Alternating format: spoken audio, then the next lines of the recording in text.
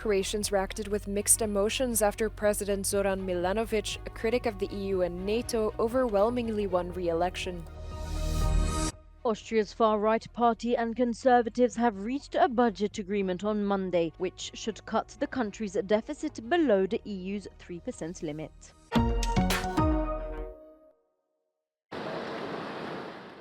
Croatians reacted with mixed emotions after the opposition-backed President Zoran Milanovic, a critic of the European Union and NATO, overwhelmingly won re-election for another 5-year term on Sunday. Milanovic won with 1.1 million votes, almost 4 times the amount won by his challenger Dragan Primorac, who is backed by the ruling Croatian Democratic Union Party. Pa mislim da je već neko dobro rekao, mi smo izgleda birali protiv HDZ-a, nismo birali za Milanovića, ali u svakom slučaju dobro je i ja sam za. Sviđa mi se taj rezultat. Mislim da je on dovoljno lud da mu zapravo kontrira i da napravi nešto. Ja mislim, evo jutro sam ga slušao kada je rekao on pruža ruku pomirenja i da se nastavi podzakonski. Ako to bude okej. Ali, a čuj, možda je prenoćio i već je sutra drugo, ne znam. Nije mu povjerovati, ali šta ćeš? Milanovic is sometimes compared to US President-elect Donald Trump because of his combative style of communication with his political contenders. He is a fierce opponent of Croatia's conservative Prime Minister Andrej Plenković and his government. Milanovic regularly accuses Plenković and his conservative HDZ of systemic corruption, while Plenković has labeled Milanovic pro-Russian and a threat to Croatia's international standing. However, Milanovic denies government claims that he is pro-Russian. The incumbent president is against Western military support for Ukraine in the war against Russia. He is also critical of the European Union, accusing it of being non-democratic. Ne vjerujem da će toliko promijeniti vanjsku politiku. On je u velikoj mjeri bio isključen iz doticaja sa drugim političarima u Europskoj uniji ili u svijetu, ali će, mislim, moguće je da bude agresivniji u pogledu provođenja onoga što je u njegovim ustavnim nadležnostima. Despite limited powers, many believe the presidential position is key for the political balance of power in a country mainly governed by the HDZ.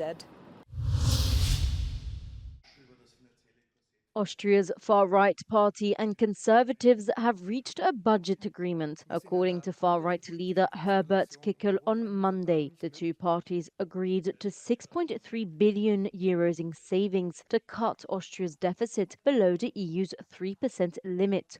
Kickl, whose Freedom Party won Austria's parliamentary election in September, received a mandate to try to form a government with the conservative Austrian People's Party a week ago. The Conservatives had previously attempted to form a government without Kickl, but lengthy talks with two other mainstream parties collapsed. Conservative Austrian leader Karl Nehammer resigned following his failed attempt to put together a new coalition. In the meantime, Foreign Minister Alexander Schallenberg has taken over as interim chancellor. Negotiations to form a new government could take months and aren't guaranteed to succeed.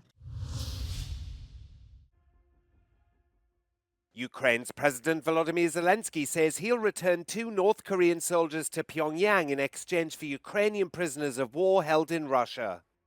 That statement comes after the security service for Ukraine announced on Saturday that 2 North Korean soldiers had been captured in Russia's Kursk region.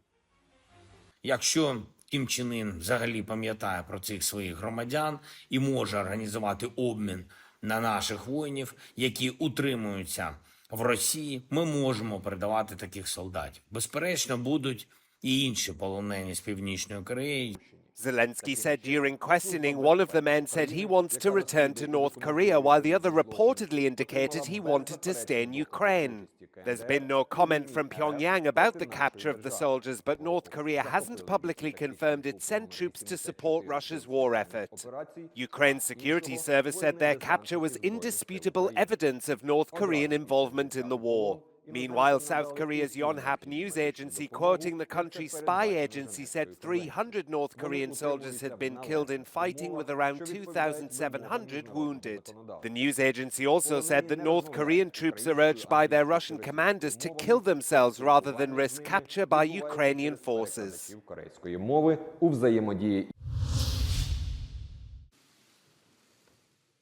Switzerland and Serbia are reportedly willing to host a meeting between US President Donald Trump and Russian President Vladimir Putin. Nicolas Bedeau, head of communications for the Swiss Department of Foreign Affairs, said Ukraine, Russia and the US have been regularly informed of Switzerland's availability to support diplomatic efforts to establish peace. Serbia's President Alexander Vučić said his country would also offer to host a meeting between Trump and Putin. However, Kremlin spokesman Dmitry Peskov said no preliminary preparation was in place yet.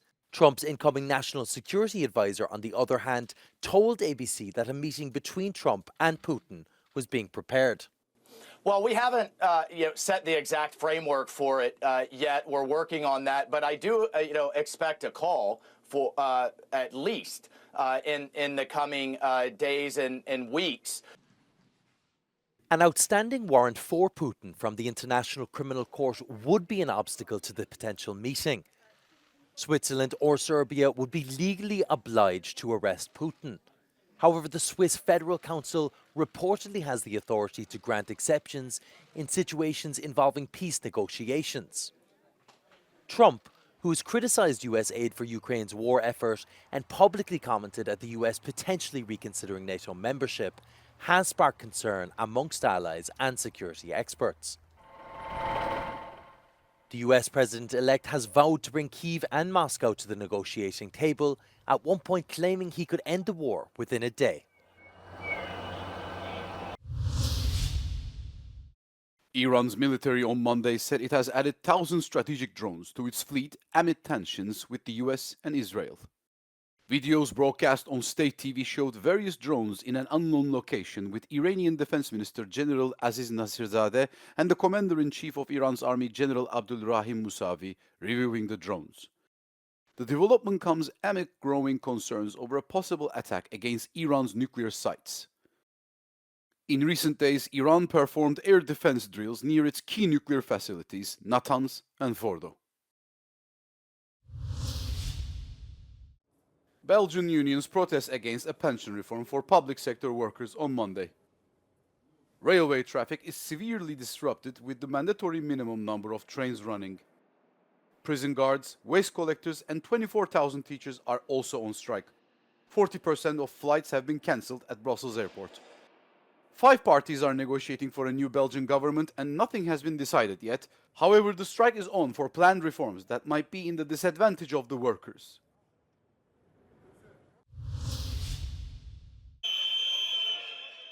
University students in Serbia have protested outside the Constitutional Court in Belgrade against what they say are civil rights violations under the government of Alexander Vučić. They also claim to have come under pressure from the Secret Service. Pro-government media have published personal data of some of the protesters, which wouldn't be possible without the involvement of Serbia's Secret Service, the BIA. The ongoing protests reflect wider discontent with what they see as President Alexander Vučić's increasingly autocratic rule. Vučić says he wants to steer Serbia towards European Union membership, but he's faced accusations of curbing democratic freedoms rather than advancing them. Došli smo da podržimo decu, da im čuvamo leđa, ako ih neko sutra bude dirao, da izađemo na štit. The rally began with thousands of people standing in silence to commemorate the victims of a concrete canopy collapse at a railway station in Novi Sad, which killed 15 people. That incident triggered almost daily anti-corruption protests.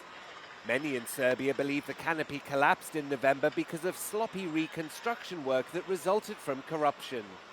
Prosecutors have filed charges against 13 people, including a government minister and several state officials.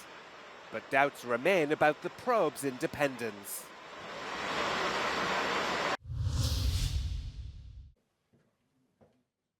Progress was made in ceasefire negotiations with Hamas, according to Israeli Foreign Minister Gideon Sa'ar. Good morning, everyone. Mediators reportedly presented Israel and Hamas with a final draft of a deal which they hope will end the ongoing war between the two in Gaza. Progress was made. We see some progress in the negotiations. Israel wants a hostage deal. Israel is working with our American friends in order to achieve a hostage deal. And soon we will know whether the other side wants the same thing.